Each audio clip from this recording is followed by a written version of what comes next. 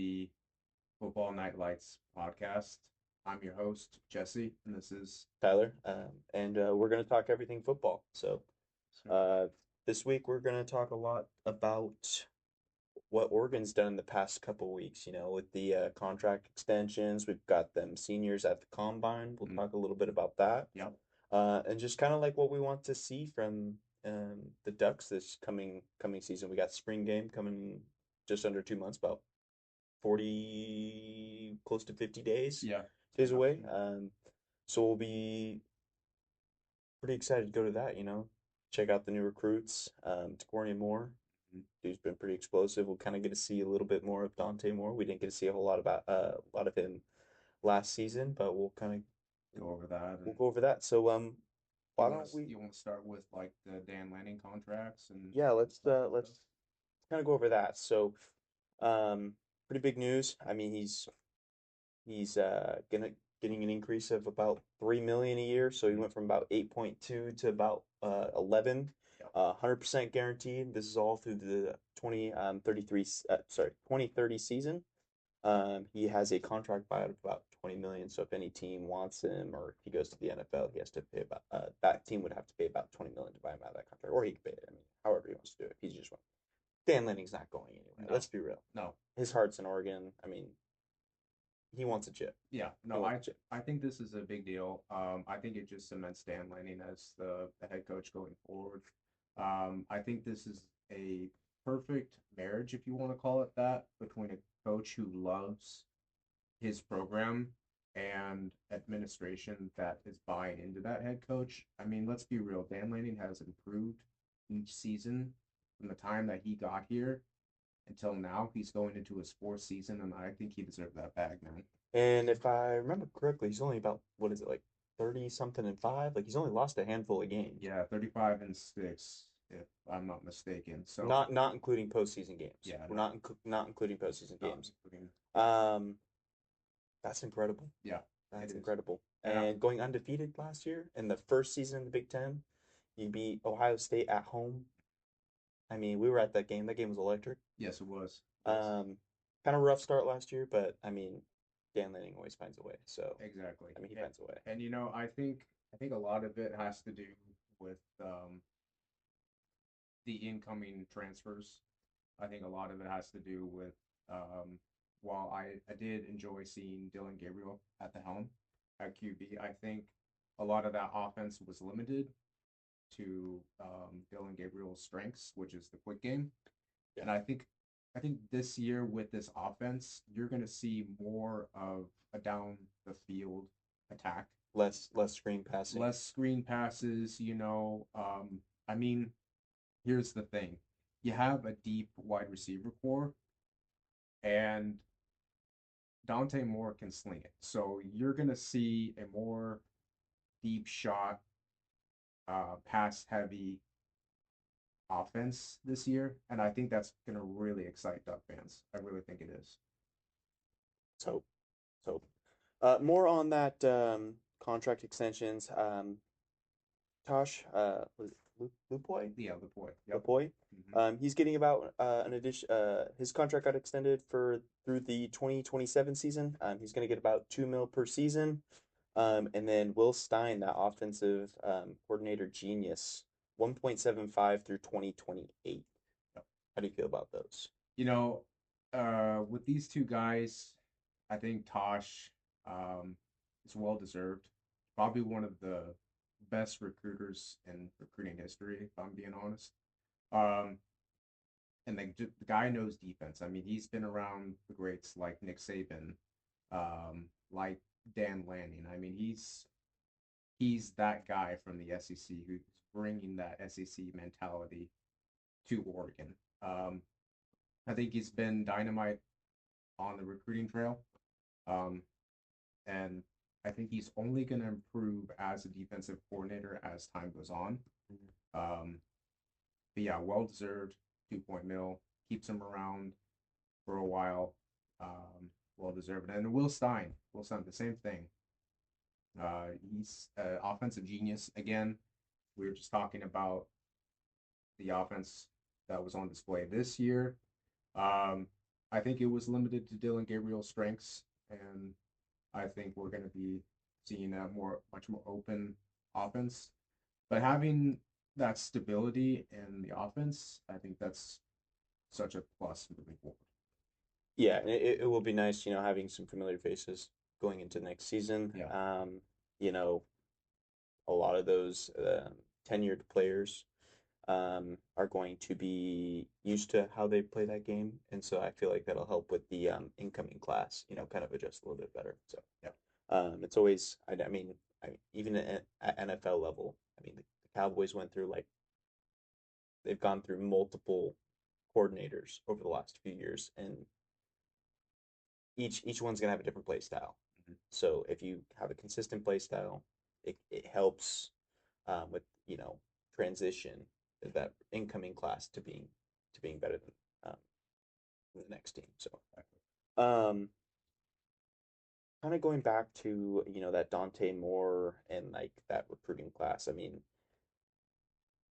the he's he's a baller. Mhm, He can throw the ball like you said. yeah, He can get it downfield, and then you got the assets. Like Eastu coming back. mhm, Dude's fast. yep, Dude's fast. He can get downfield.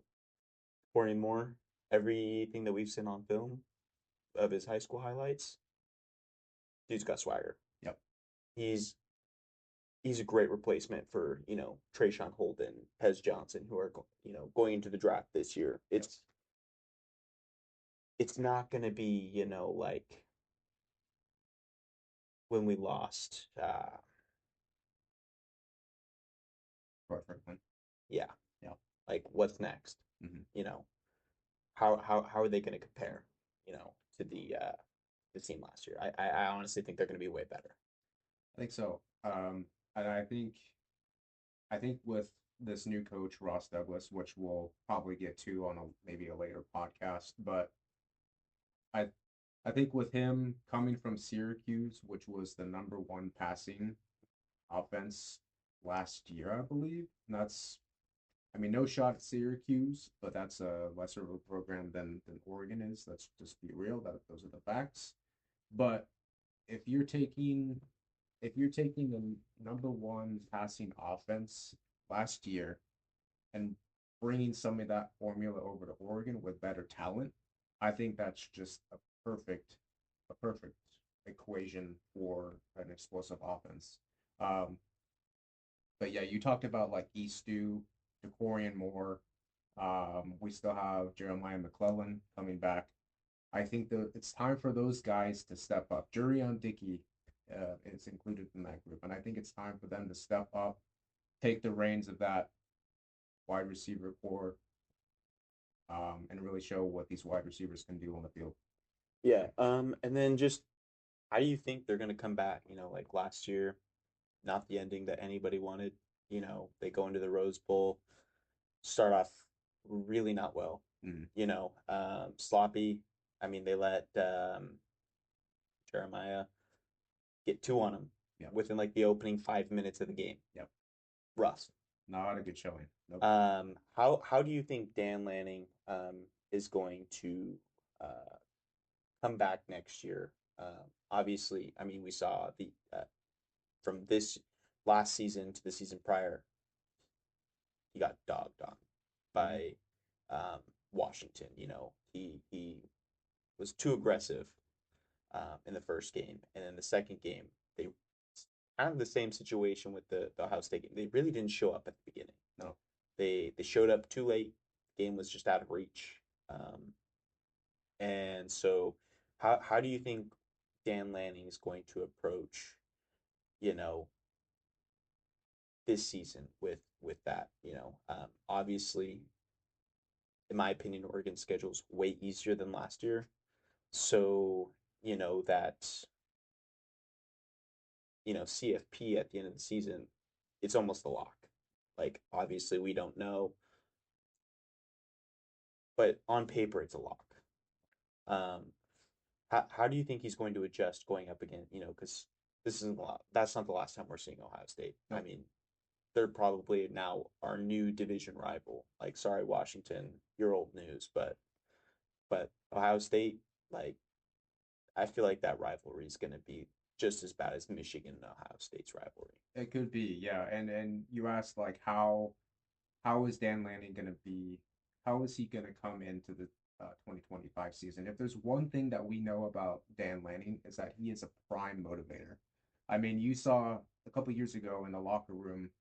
Do you remember the film with the Colorado game? Oh, You talk 100%. with your helmet, right? You talk with your helmet. That guy is a class motivator. They're And playing for clicks, we're playing for licks. exactly, exactly. And so I think he's gonna go into this season hard. I mean, he's gonna get his team ready. He's gonna get have them motivated, and it really all comes down to how Dante Moore performs at the QB position, Yeah, leading the first team offense. Right? yeah, He might have a little bit of first game, second game jitters, but if he gets it going, the sky's the limit for this team. gotcha. I still think a playoff appearance is obtainable. Um, and I think going into this season, the focus going into this season, the focus is on the defensive backs. I mean, again, we'll talk about recruiting probably on another podcast, but Dan Lanning is bringing in some dudes at the DB position. I mean, Yeah, and it also helps, with like the extension of a lot of their quarterbacks and like even promoting, or sorry, not quarterbacks, their coaches, yeah, and even promoting, some of those other position coaches to, the wide receiver coach. They just lost their wide receiver coach, hmm their running back coach too, I believe. no, he's still with us. Oh, he's still with Yep, us. Okay, yep. there's another one. There's a couple of them that went to the NFL level, if I remember correctly. Um,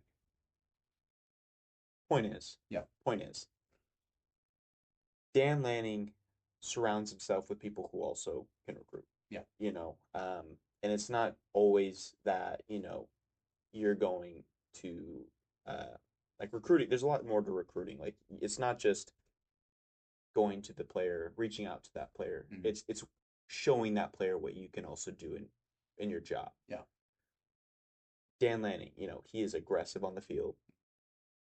He has a huge winning mentality yeah. and just an insane love for the game and the community in Autzen. Yeah. So I mean, the fact that he surrounds himself with people that I feel like have similar, love for the game, love for the players, and just wanting to win, I feel like that's a huge, huge help with bringing in talent. What Dan Lanning has talked about when he hires people, he wants people that have the aspirations to be a head coach. I mean, talk about Rashad Samples, their running back coach. He's not going to be at Oregon for a while. He's Mm-hmm. not going to be there for a long time. He's probably going to be with us for another year, 2 years at most. Mm-hmm. He's going to be a head coach Mm-hmm. at some point in his career. Same with Ross Douglas. He hires people and encourages coaches to want to have that head coaching aspiration, right? So these guys are hungry. Yeah. These guys are hungry on the football field, and these guys are hungry on the recruiting trail, and they want to prove it. And if you have a brand like Oregon behind your back, it's easy to recruit. You can take it's basically like a Cinderella story. I mean, you can take um, an unknown name from an unknown program. You take him and put him at Oregon. Well, he's got to. I mean, it's a Cinderella. It's you transform into this elite recruiter. That's how it is with the backing of Oregon. So, yeah, Okay. Okay. Um, Kind of going in with like Dan Lanning putting a bunch of like trying to surround himself with a bunch of people who just the drive to win, yeah. right? How do we compare them from this last season? Like, how do we think they'll compare to this season? Again, I think it goes back to Dante Manning and his Not performance. say more. Yeah, excuse me. Dante Moore and his performance with the offense, right? Mhm. How well does he operate the offense? Does he take a step in that leadership role? Um, and do we see a drop off on the defense, or do we see a step up? I would really like to see an improvement on the pass defense. I think we definitely got burned in the Rose Oh, Bowl. 100%. 100%. It's no slight to Kobe Savage or Taisheem Johnson, but you just kind of knew that they weren't they weren't up to par to handle elite wide receiver talent like Emeka Buka, Jeremiah Smith. It's just the way it is. I mean, they're great players, but I think there's a step above that can take. 100%, 100%. Um, Again, kind of going back to, I just don't think this season's schedule is nearly as um competitive Yeah. or as hard as last year's. I mean, last year you had um Ohio State, you had um you know, Indiana was a pretty top tier team last year. They were top 10 ranked. Um, they had, Illinois at one time. At one point, they were a top 20 program. heck, yeah, but let's be real, they didn't play like a top 20 program. I mean, like Michigan, in Michigan, they may not have been ranked, Yeah. but playing in Michigan, like Yeah, playing in the big house, you know that's a you're gonna tough get the full house. Yeah, that's tough. I mean, Ohio State lost to Michigan, Yeah. but they played at Ohio State, so Hmm. just wasn't their day, I guess. Yeah. I mean, but my point is this season they're they're not playing a whole lot of teams that you're going to see ranked this year. Yeah, you have Indiana again. You have is it Maryland? I don't think Maryland was ranked last year. At least not for long. Indiana, maybe their toughest on the schedule. Penn State actually. Penn State. Yeah. Penn State. Totally forgot about We'll Penn have to State. see how USC does this year. That's a dog shit school. Sorry for my language. It's not a real program. Um, each their own though. But yeah, again, I don't see them. I don't see them falling below 75% on their record. Yeah. Like again, it really just comes down to, is Dante Moore ready for that starting position for a team like Oregon? Yeah. And how is he going to handle that pressure? I mean, he had last year to kind of build up confidence, build up his talent. It's we'll just kind of have to see how it goes. I mean, spring game it's going to be a very good opportunity to kind of get a glimpse of where he's at. Yeah. But we're really not going to see like his full potential until that first game. Yeah. And see, while we are huge Oregon fans, I want to make it known that we fully understand that any given week, um, you can shoot yourself in the foot. You can lose to anybody. I mean, we thought we were gonna blow out Boise State. Look how that came out, right? Won by a field goal. Won by a field goal. So we fully understand that any given week, you can lose to anybody, just anybody. If you shoot yourself in the foot, you don't come prepared. If the opposing team is hungry, you can lose. So, prime example, Rose Bowl 2025. Yeah. Exactly. Oregon, Ohio State. Oregon was not hungry enough. Yes, they wanted a chip. Ohio State was hungry. I mean, neutral site may have something to do with it. Yeah. Oregon should have known. Oregon should have known. They beat them at their own house. But I mean, if we're being real, I blame the coaches, Ohio State coaches, on that loss. They should have kicked that field goal.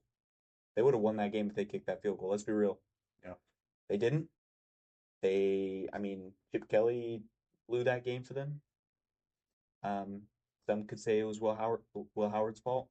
But when you're under the lights, man, you got that, pressure of this is it. Like it's either this or can't really blame the player. Their focus is to do what they can do to win. Yeah. And it just couldn't get the ball down the field. They should have kicked the field goal. I mean,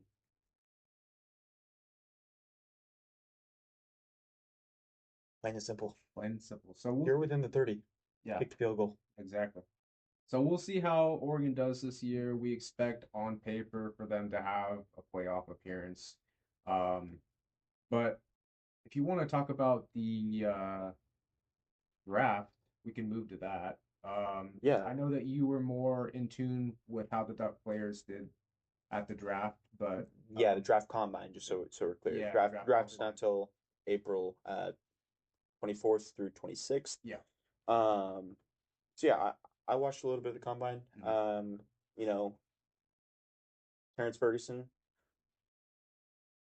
probably not the top tight end in the draft, but he had the fastest 40 time. He clocked in at 463. Okay. Um, dude was locked in. Did the gauntlet. He did fairly well. Mhm. I don't see him as like a first or second, maybe squeak in the third, but I can guarantee like fourth round he should be Yeah, gone. I would be very shocked if he slips past the fourth. Yeah, Like this he's a dog. this guy is He's a a dog. dog. I mean, Oregon fans, but for some that aren't in tune with the Oregon program, T. Ferg is a dog. He can do everything. He can catch. He's good in space. He's a good in space blocker. Um, I'm gonna I'm gonna be sad to see this guy. Um, I'm sad to see this guy go, but I'm happy for him, and I know he'll find a good spot in the NFL. So Well deserved. I mean, he's 100% deserves yeah, what's next in his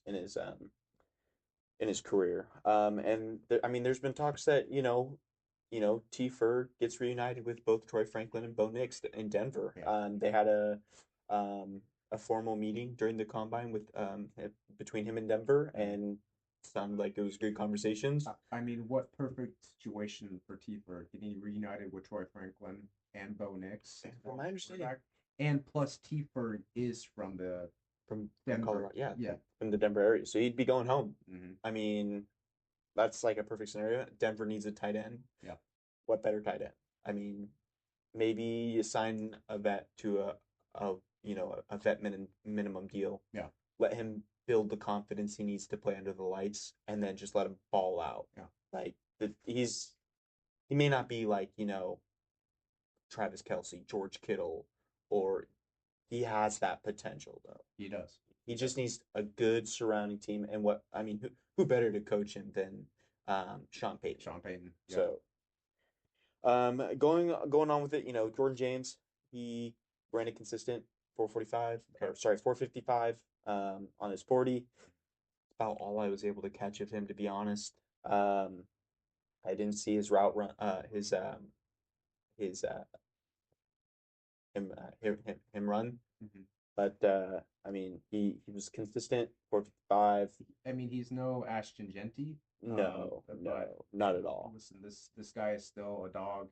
I mean, if you He just can run through someone's face though. yeah, Like he's a beast. if you look at his highlights from this past season, you know that guy can lay it down, man. So this guy is gonna be drafted, no question.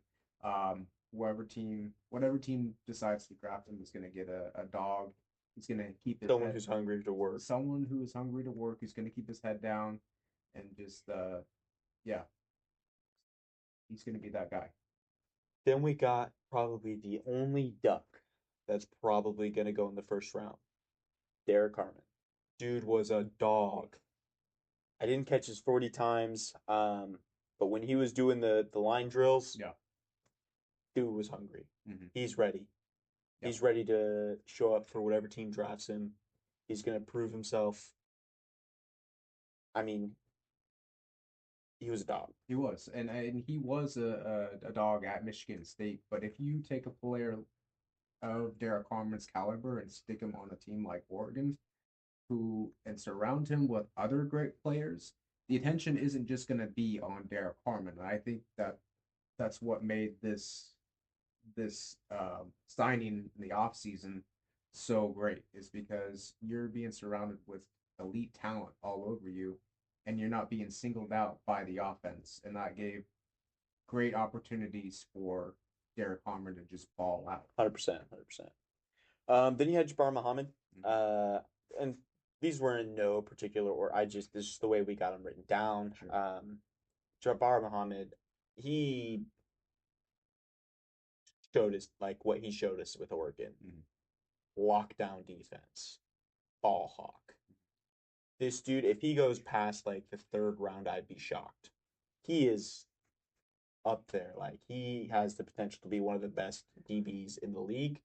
He just needs a good team around him. He Mhm. needs to just continue to put that work in.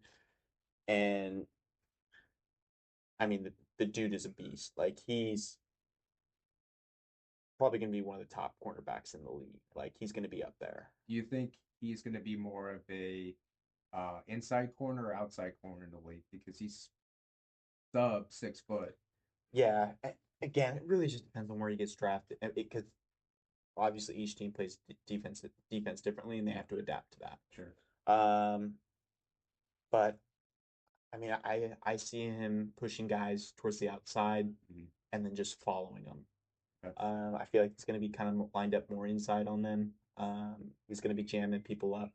You Sure. know, if he plays man, I don't see him, a lot of balls getting past him. Okay. Like I feel like he may have one of the better um, pass defenses. So it'll be great to see, you know, when he gets drafted, what team gets him. The preseason's probably going to be his best time to kind of showcase his talents. Yeah. Obviously, you can't really. I mean, it's preseason, so they're not going up against elite top elite players. It's mostly just going to be like people fighting for that that spot on the roster. Right. Um, Dylan Gabriel, he he's waiting for pro day. I mean, a lot of these guys are waiting for pro day. So only two quarterbacks ran the 40. Mhm. He's not one of those two. So we didn't get to showcase that. He did, throw. He threw some dimes. Mhm. But I mean, he didn't really use the combine to showcase anything that we really haven't already seen in season. So what do you think about his height? Because that's a lot of talk right now is Yeah, but his stature. exactly. I don't think his height's going to be a problem. I mean, he's quick. Mhm. I don't see him being a starter after getting drafted, like, right away. Mhm.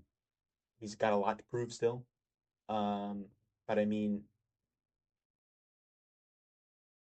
he's definitely NFL qual. Like I could see him playing in the NFL at some point. Um, Again, it's just does he get drafted or do they sign him in free agency? Like Mhm. personally, I think like if he were to go, um, you're probably looking like a fourth or fifth round pick out of Dylan Gabriel. Um, that may be a hot take, but I mean, he threw screen passes most of the year. He he did get some dimes down the field, Yeah. and he is very quick. Like he can run the ball, Mhm. he can protect the ball, but he's a lot smaller than a lot of these other guys. Not necessarily built wise. I mean, I feel like his toughness isn't an issue. Mhm. His um, IQ of the game isn't an issue. Yeah. It's it's just a lot of these line like a lot of these like offensive lines that are already like in the NFL are pretty tall. Yeah. So um It's going to be hard for him to see over that line, and we. and DBs like the Yeah. the the difference between college and NFL is just how hard they work Mhm. compared to the two. Like college, not say they don't work hard, but like you compare that to a pro level. I mean, pro they have years more experience than what a college player has. Yeah. So I don't see him being anywhere higher than round four, and it's a late round four for me if he gets drafted then. Yeah. Otherwise, he may not even get drafted at all because of that one issue. I mean, Yeah. if they're saying height's an issue, you got Tua, who's about the same height. You have Right. Bryce Young, Bryce who's Young. not even that tall and really hasn't proved himself much. But I mean, I don't think Michael Vick was all that tall either. No, I don't. I don't think so. And another issue I know that they're talking about is his arm strength. And you had touched on what Oregon was operating. That was mainly a lot of screen passes, a lot of like the quick game. We didn't really get to see him throw it down the field a lot. But when we did see it, it was pretty on point for the most part. Yeah. So I think height and arm strength will be something that scouts are going to be looking at. I am in agreement with you. I don't think that he's a top draft pick. I think if I actually think if he gets drafted, it'll be in like the later rounds, and they're going to be taking a flyer on Dylan Gabriel in like the fifth, sixth, maybe seventh round. But We'll hey, see. We'll see. we'll see. Yeah, Kind of going into the arm strength. I mean, the dude did throw like a 75 mile per hour ball during the Senior Bowl. So I mean, you can throw. but can he do it consistently though? Probably not. Can he do it consistently? And I don't know how accurate that throw was either. I mean, it just showed up on ESPN. Sure, sure. All right, then we got Tez Johnson, the dude who everybody thought was going to break Xavier Worthy's 40 time. Mm-hmm. Weighing in at only 154. Yep. That's light. Yep. I mean, the lightest player in the league is Devontae Smith at like 160 something. Okay. Or sorry, that was Tank Dell at 165. Sure. The next under that, or the next lightest was Devontae Smith at like one, pretty close to that. It was like 180 or something. And those are good players, like Devontae Smith and Tank Dell. Those are those are. Don't get me wrong, 100% ballers. Mm-hmm. Sucks. Tank Dell's probably going to miss the entirety of next season. Devontae Smith, I mean, he's still with the Eagles. I mean, he's just going to ball out. Tez Johnson only ran a 4.55 his first run. Had a great start. He just gassed himself. Something happened. He just gassed himself. Yeah. Same thing, second run. I mean, he did a little bit better. 4.51. Great start. Finished not so great. Yeah. He probably had Taco Bell like a couple hours before running, so it probably just didn't bode well for him. Probably just was. I mean, I hope teams don't look at this and be like, what is this guy talking about? Yeah. Says this stuff. Dude is a speed demon. Yeah, and he knows how to run routes. He's a crazy route runner. Yeah, he's a he can build he can get separated like between him and the defender. He's a speed demon. And I mean, if whatever team drafts it, like if this hurts his draft stock, then whoever drafts him is getting a steal. Yeah. Late round. I mean, because of this, he probably won't see earlier than mid round 4.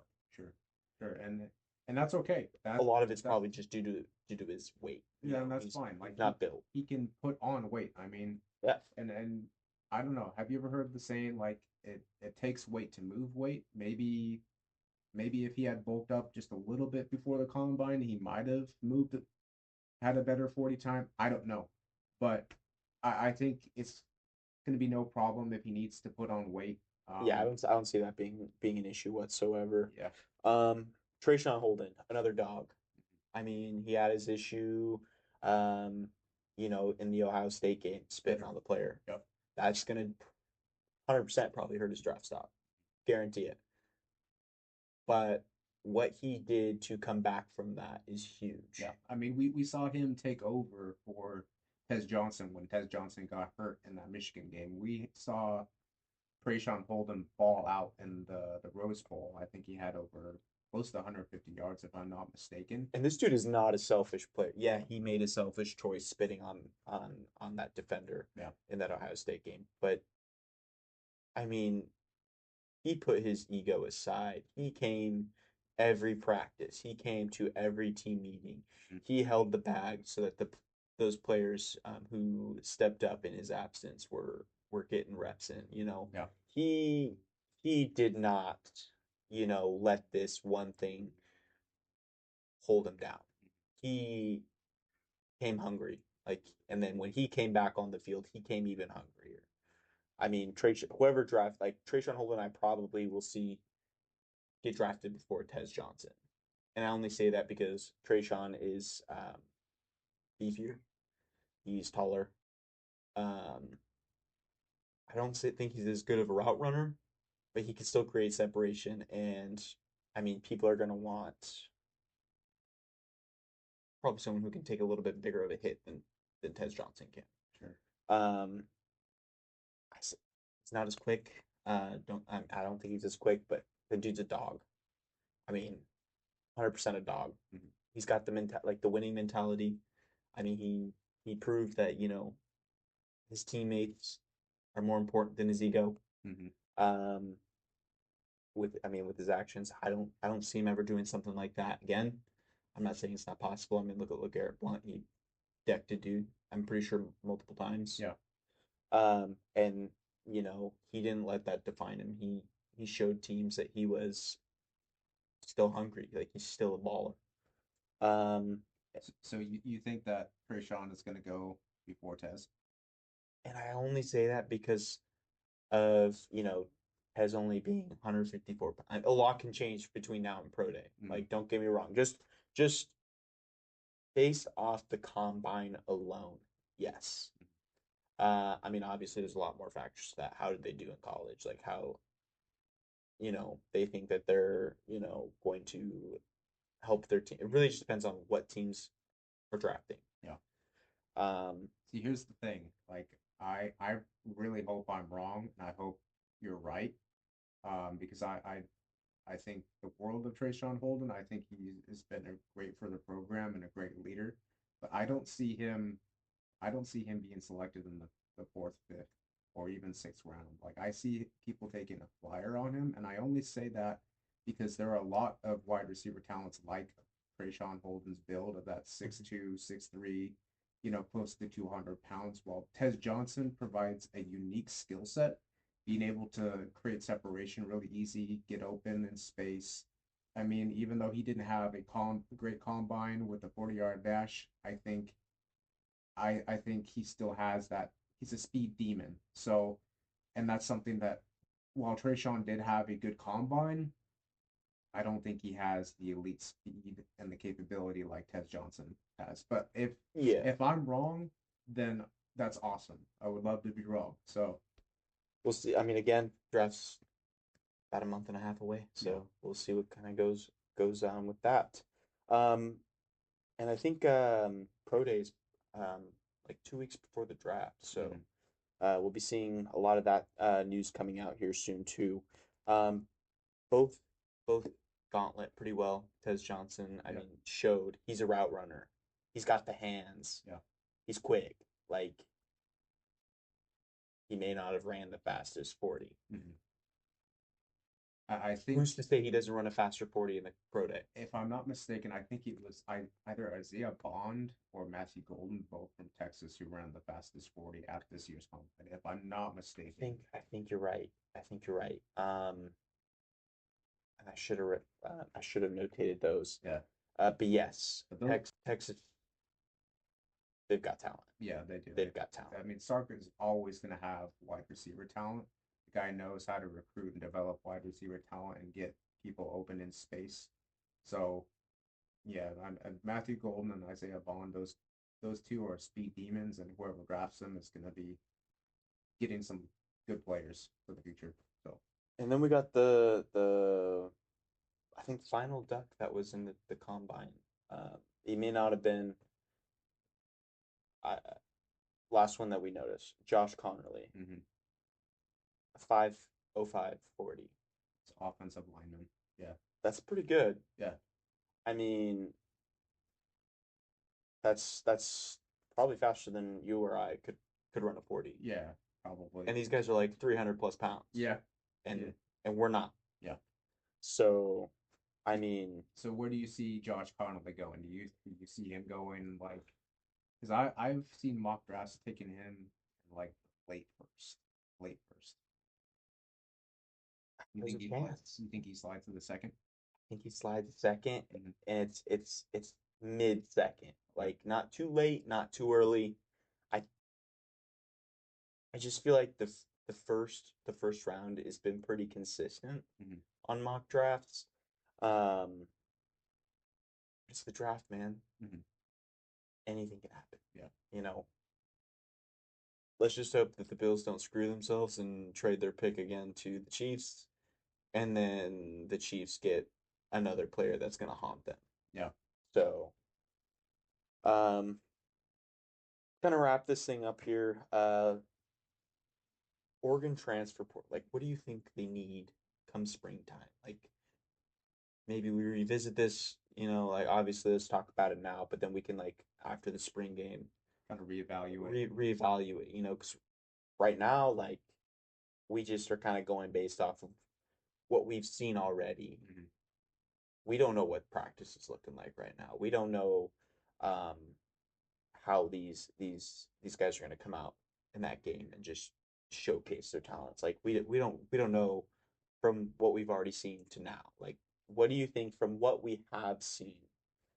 What are some things they really need to focus on? I would maybe guess like another linebacker for depth, but it really depends on how the young guys step up. So I'm talking like Lamar Methudi, Dylan Williams, and I'm forgetting uh, one of the other recruits from last year's cycle. How did they develop in year two? Did they take a step up? We'll see. So probably another inside linebacker if they feel the need, and if those guys aren't ready to step up. Um, Maybe another tight end, maybe.